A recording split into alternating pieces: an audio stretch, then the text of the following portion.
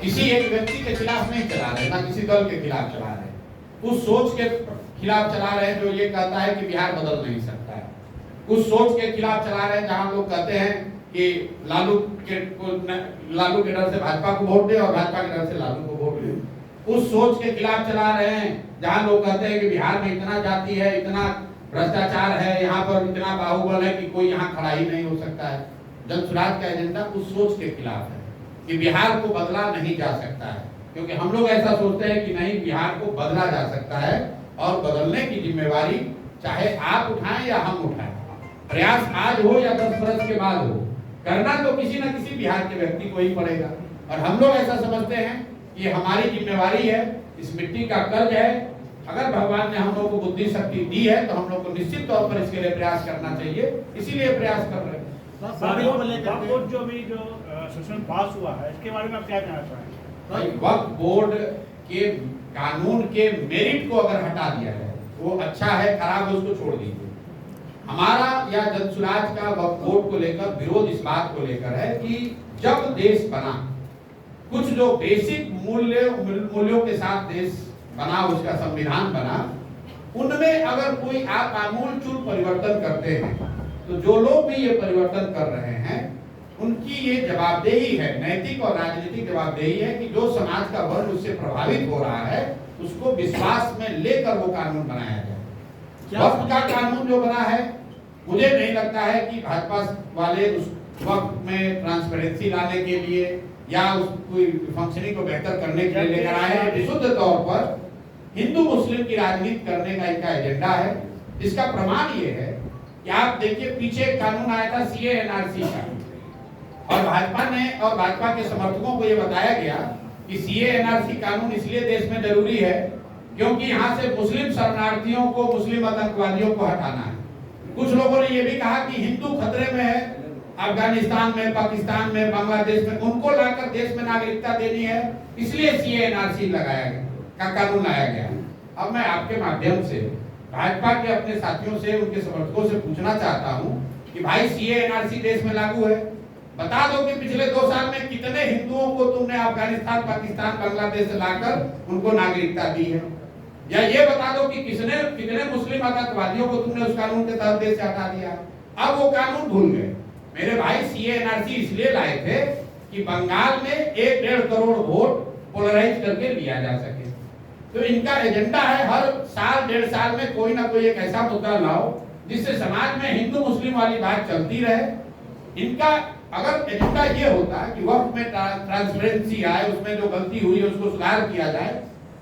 किसी ने मुझे कहा कि वक्त के कानून से अगर भूमिहीनों को जमीन मिलेगी आपको क्या दिक्कत है? हमने कहा भाई तुम कानून पढ़ के दिखा दो। अगर कानून में लिखा हुआ है कि वक्त में वक्त की कोई ऐसी जमीन जो गलती से वक्त के पास है उसको लेकर भूमिहीनों में बांटा जाएगा, कहाँ कानून में लिखा गया है? भाई इनका उससे कोई लेना देना नहीं है। इन्होंने बस खाली हिंदू मुसलमान करना है, जैसे सीए एनआरसी पर किया, जैसे ट्रिपल तलाक पर किया, जैसे कॉमन सिविल कोड पे कर रहे हैं, इससे कोई लेना देना नहीं। इस भाजपा की सरकार में एक ही दिक्कत है, हम भी मोदी जी के साथ बहुत दिन काम किए हैं, ये गोल पोस्ट बदलते रहते हैं। अभी कल एक रिपोर्ट पढ़ रहा था कि आरबीआई ने सर्कुलर जारी किया है कि 500 के काउंटरफीट नोट बहुत बड़ी संख्या में बढ़ गए। आपको याद होगा जब डीमोनेटाइजेशन किया गया तो कहा गया कि काउंटरफीट नोट खत्म हो जाएगा, आतंकवाद खत्म हो जाएगा। अब कोई सवाल ना उनसे पूछ रहा है ना वो जवाब देते हैं। आप लोग फिर हम नया चीज लेकर आ गए, अब नया चीज बात करेंगे। पहले कहा भाई 5 ट्रिलियन की इकोनॉमी हो जाएगी, अब कोई नहीं पूछ रहा है कि 2014 में कहा कि सारे लोगों को घर मिल जाएगा, फिर 22 में आपसे कह रहे हैं कि 5 ट्रिलियन की इकोनॉमी हो जाएगी। अब 25 आते आते कह दिया कि हम तीसरे बड़े इकोनॉमी हो जाएंगे। भाई जो पहले कहा था उस पर भी तो जवाब दे दो। कल मोदी जी आ रहे हैं और मैं अच्छा किया कि आपने सवाल उठा दिया। अब मोदी जी से आप लोग को एक ही सवाल आपके माध्यम से पूछना चाह रहा हूं कि 2015 में सर आप आए थे, 1,25,000 करोड़ के पैकेज की घोषणा आपने आरा से बिहार के लिए की थी। 2015 के बाद से लगातार दिल्ली में आप ही की सरकार है और बिहार में भी नीतीश और भाजपा की सरकार 10 में 7 साल रही है। तो कृपा करके ये बता दीजिए कि क्या आपने 1,25,000 करोड़ भेजा कि नहीं भेजा? अगर भेजा तो इसका मतलब है कि आप ही की राज्य सरकारों ने उसको लूट लिया। या फिर आपने भेजा ही नहीं। तीसरी तो कोई बात हो नहीं सकती, क्योंकि हम लोग तो कहीं देख नहीं रहे। 1,25,000 करोड़ का पैकेज आपको हमको तो कहीं नहीं दिख रहा है। तो दो ही बात हो सकती है, या तो मोदी जी ने भेजा नहीं, या भेजा तो उन्हीं की राज्य सरकार ने उसको लूट लिया। तो मोदी जी को कल उसका जवाब देना चाहिए। सुनिए जरा, आप आ रहे हैं बिहार में मदद करने के लिए। देश के सबसे गरीब और पिछड़े राज्य बिहार में आप आ रहे हैं जनप्रतिनिधियों से संवाद करने के लिए। उसका खर्चा है सैकड़ों करोड़ रुपया। आप लोग देखे होंगे, सरकारी आदेश जारी किया गया है। जितने पंचायती राज और जनरल एडमिनिस्ट्रेशन से जुड़े हुए लोग हैं, बजाता इनको टारगेट दिया गया है 200, 400 बस करके 10 लाख लोगों को इकट्ठा करने का। ये पैसा कौन दे रहा है? ये पैसा आप और हम दे रहे हैं। मोदी जी बिहार के लिए कुछ करें ना करें, 10, 20, 25, 50 करोड़ रुपया हम लोग का लेकर सभा जरूर कर लेंगे, और कोई सवाल पूछने वाला नहीं है। ये सरकारी खर्चे पर बिहार की गरीब जनता के पैसे से प्रचार कर रहे हो भैया। अरे भाई, भाजपा के अकाउंट में 3-4 हजार करोड़ रुपया पड़ा हुआ है। अगर सभा ही करना है तो भाजपा से बिल भरिए।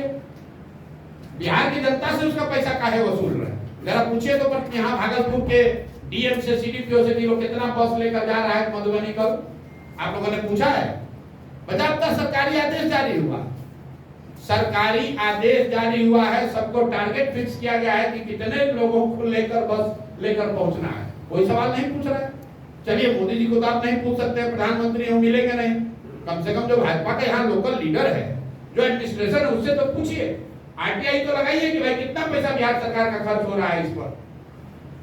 नीतीश कुमार जो अभी संवाद करने की स्थिति में नहीं है, उन्होंने शुरू किया महिला संवाद। उसका खर्चा टेंडर है 250 करोड़ रुपया।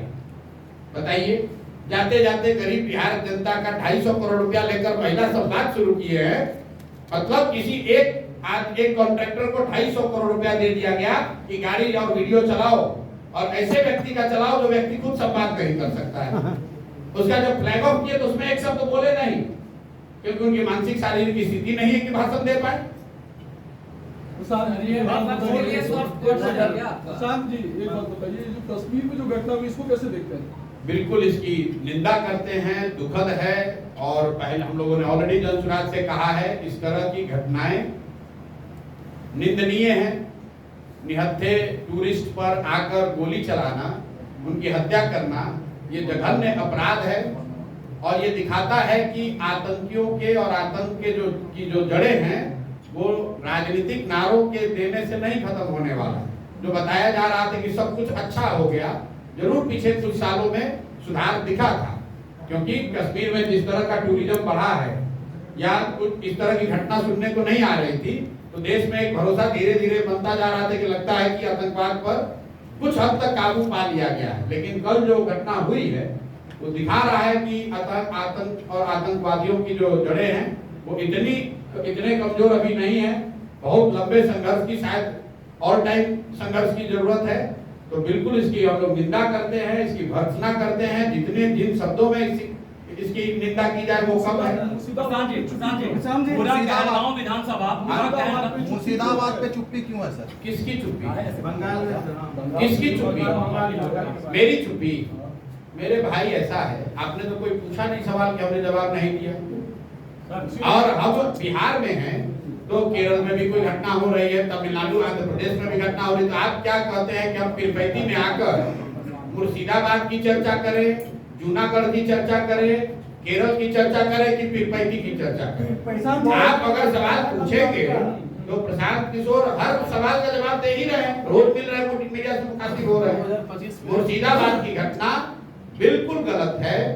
उसको आप जातीय और धार्मिक उन्माद के कलर मत दीजिए। जो भी वहां पर देखिए, जो भी कानून का उल्लंघन कर रहा है, या जो भी किसी भी तरह के हिंसा में शामिल हो रहा है, तो हिंदू हो, मुसलमान हो, सिख हो, अगड़ा हो, पिछड़ा हो, कोई भी हो, उसकी भर्त्सना होनी है, उसकी शिकायत, उसकी निंदा होनी है। इसमें कहीं कोई इफ बट किंतु परंतु नहीं है। पूरा कहलगांव विधानसभा जो है वो फ्लाई एक्ट से परेशान है। 10 से 15 हजार बच्चे रोज कहलगांव से आसपास के इलाके से स्कूल में आते हैं और सांसद और विधायक वहां के पूरे मौन है और जनता धूल खाक के मर रही है। तो इस पर आप क्या कहना चाहेंगे? इस पर डबल इंजन की सरकार पिछले 10 वर्षों से चुप क्यों है और बच्चे जो आम ग्रामीण है, जो शहरी लोग हैं, वो पूरी तरीके से बेदम हो रहे हैं? इस पर सवाल कोई क्यों नहीं उठा रहा है? बच्चे और लोग परेशान हैं, लेकिन आप भी भागलपुर में ही रहते हैं, यहीं के पत्रकार हैं। यहाँ के लोग उसी नेता को बार बार फिर जिताएंगे तो स्वाभाविक तौर पर उनको परेशानी होगी। मैं पूरे बिहार घुमा हूँ और जब लोग ये बताते हैं, पूछते अच्छा विधायक जी कितना बार से जीत रहे हैं, तो कहता है 3 बार से। सांसद महोदय कितना बार से जीत रहे हैं, तो भैया 4 बार से। तो मेरे भाई, अगर आप समस्या से परेशान हैं तो उसी नेता को वोट क्यों दे रहे हैं? 2014 में मोदी जी मोतिहारी में भाषण दिए, उस भाषण को लिखने वालों में भी हम लोग रहे होंगे। चीनी मिल के कंपाउंड से मोदी जी ने कहा कि जो ये बंद चीनी मिल है, इस चीनी मिल से बनी हुई चीनी का चाय पीऊंगा तभी बिहार में वोट मांगने आऊंगा। अब 14 के बाद मोदी जी लगातार 11 साल हो गए, कितनी बार आए वोट मांगने? चीनी मिल तो चालू नहीं हुई, उसका 1-1 इंच जमीन बिक गया। जो लोगों ने जमीन को खरीदा लूटा वो ज्यादातर लोग भाजपा के नेता है। लेकिन महत्वपूर्ण बात यह है कि मोतिहारी से भाजपा का सांसद विधायक उसके बाद से लगातार जीत रहा है। तो अगर आप चीनी मिल के न चलने से परेशान हैं, मोदी जी या किसी नेता ने जो गलत वादा किया उससे परेशान है, तो फिर उसको वोट काहे दे रहे हैं? और अगर वोट दीजिएगा तो वही स्थिति बनी रहेगी। जनसुराज का पूरा प्रयास यही है। हम तो मन से ये बात कहते हैं कि भाई आप 5 किलो अनाज के लिए वोट दे रहे हो तो 4 किलो अनाज मिल रहा है। आप मंदिर मस्जिद के लिए वोट दे रहे हो तो मंदिर मस्जिद बन रहा है। आप जात के लिए वोट दिए हो तो जाति जनगणना हुआ है। आप लालू जी को आवाज और सम्मान के लिए वोट दिए थे तो गरीब और पिछड़ों को लालू जी के राज में आवाज और सम्मान मिला है। आपने नीतीश को बिजली के लिए वोट दिया है तो बिजली आई है। लोकतंत्र में आप जिस चीज के लिए भी वोट देंगे वो आपको मिलेगा, कम मिले या ज्यादा मिले। लालू को दीजिए, नीतीश को दीजिए, मोदी को दीजिए कि प्रशांत किशोर को दीजिए। ये बेकार दिमाग लोग लगाते हैं कि हम किसको वोट दें। महत्व इस बात का नहीं है कि वोट किसको देते हैं, महत्व इस बात का है कि वोट किस बात के लिए देते हैं। जिस बात के लिए वोट देते हैं बिहार में भी वो चीज हो रहा है। बिहार में लोगों को अपने बच्चों के पढ़ाई रोजगार की चिंता नहीं है, उसके लिए वोट करना नहीं है। अभी देख लीजिए, अभी मुर्शिदाबाद पर सवाल हो रहा है, वोट पड़ेगा कश्मीर के नाम पर। वोट लोग देंगे गुजरात में बुलेट ट्रेन का कहानी सुन के, भैया गुजरात में बुलेट ट्रेन चलेगा और आप नरकटियागंज और पीरपैंती में धूल फाकिएगा।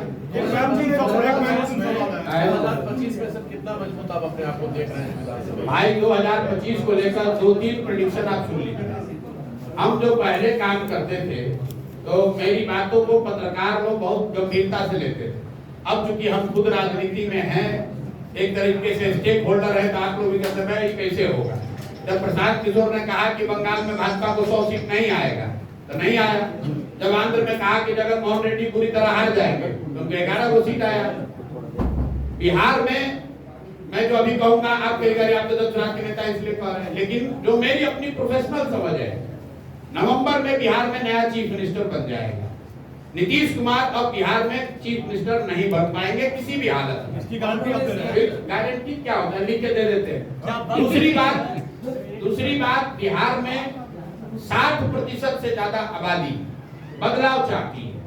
वो चाहे राजद का सपोर्टर हो, किसी जाति का हो, किसी धर्म का हो, भाजपा का सपोर्टर है, नीतीश का सपोर्टर है, 60% से ज्यादा लोग आंकड़े बता रहे हैं वो बदलाव चाहते हैं। वो लालू नीतीश के इशरार से थक गए। इसका मतलब ये नहीं है कि 60% लोग जनसुराज को चाहते हैं, उस पर विवाद हो सकता है, उस पर अभी जनता को निर्णय लेना है। लेकिन 60% से ज्यादा लोग बिहार में बदलाव चाहते हैं। अब आप कहेगा कब निर्णय लेंगे, तो डेटा और साइंस ये बताता है कि 25% वोटर, याद रखिए इस बात को, करीब 25% वोटर चुनाव के 3 दिन पहले 72 घंटे में निर्णय लेता है। तो आपके हमारे लिए जरूरी ये है जानना कि बिहार में बहुतायत संख्या में 60% से ज्यादा लोग बदलाव चाहते हैं।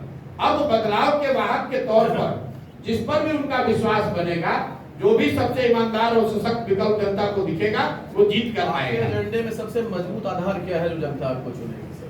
भाई हमारे एजेंडे में सबसे मजबूत आधार ये है कि बिहार में जाति धर्म नाली गली 5 किलो अनाज से ऊपर उठकर शिक्षा और रोजगार की राजनीति होनी चाहिए। बिहार की जो सबसे बड़ी समस्या पलायन है उसकी बात होनी चाहिए। और आप देख रहे हैं कि पहली बार राजद और जदयू जैसे दल भी पलायन की बात कर रहे हैं। तो जन सुराज की क्या ताकत है ये तो आपको अभी दिख रही है। बिहार की राजनीति में पहले कभी पलायन पर आपने चर्चा सुनी हो, कभी शिक्षा पर बात सुनी हो तो बता दीजिए। पहली बार लोग शिक्षा और पलायन की बात कर रहे हैं, रोजगार की बात कर रहे हैं। ये जन सुराज की ताकत नहीं है, ये लोकतंत्र में विकल्प होने की ताकत है। जिस दिन लोगों के पास विकल्प मिल जाएगा तो जो दल अभी पहले से बने हैं उनको भी जनता के मुद्दों पर जवाब देना पड़ेगा।